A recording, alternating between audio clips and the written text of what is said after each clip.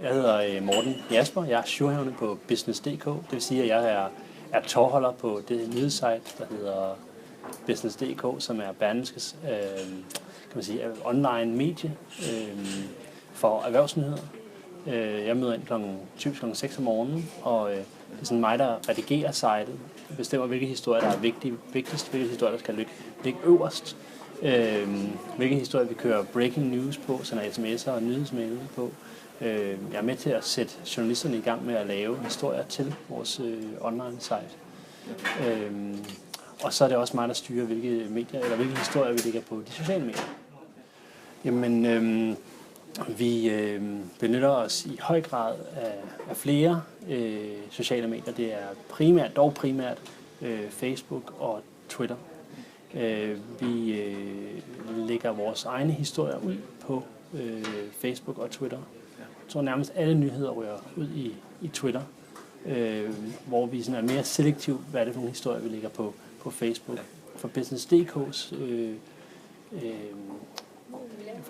lægger vi et sted mellem 10 og 12 historier i løbet af en dag.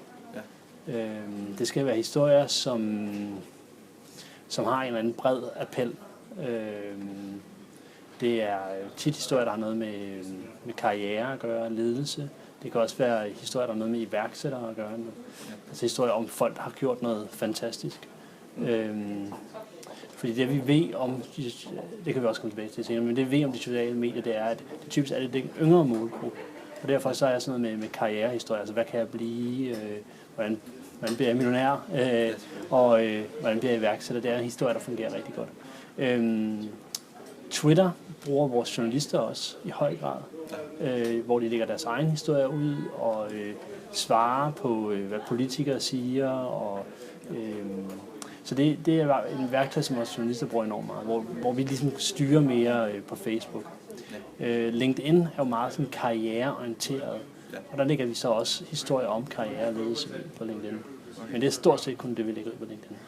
Så har vi også Instagram, som vi bruger i lidt mindre grad. Vi har ikke sådan helt knækket koden for, hvordan vi skal bruge det endnu, men ligger løbende historier, vi har lavet, eller hvis vi tager på reportageture et eller andet sted hen, og nu er vi herude og tager billeder af det. Men det er vi ikke helt fundet af endnu, hvordan 100% gør det.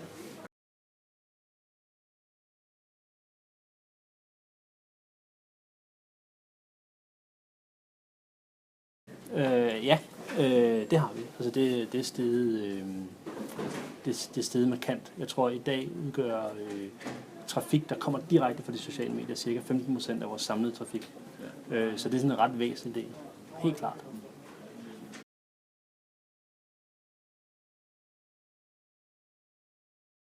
Jamen, altså, Facebook har ret mange sådan værktøjer til at måle det, altså hvor man kan se reach, og reach betyder jo i forhold til, hvor mange der sådan ser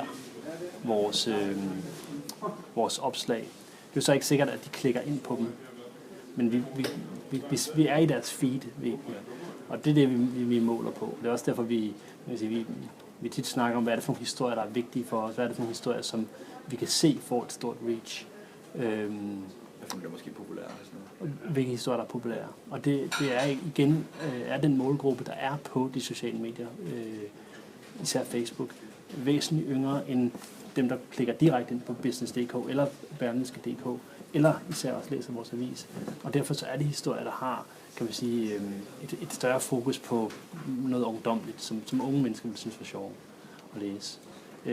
Vi har så også vores egne trafikværktøjer, hvor vi kan se, hvor stor en andel af vores trafik, der kommer fra sociale medier. Så på den måde holder vi også øje med det. Og det er selvfølgelig vigtigt, at vi vokser hele tiden, og vi er bedre til at bruge sociale medier hele tiden. Det er helt klart det lidt længere. Jeg tror, cirka 60% af vores kan man sige, folk, der har liket os. Det er sikkert på Business.dk har vi cirka 45.000 likes, eller der følger os. Og cirka 60% ligger i målgruppen mellem 18 og 35. Så det er markant yngre end både på vores almindelige site og også især på avisen, hvor den ligger meget højt. Min historie. Folk, der tænker, sådan vil jeg også godt være. Så vil jeg gerne sige mange tak for hjælpen. Det var så lidt.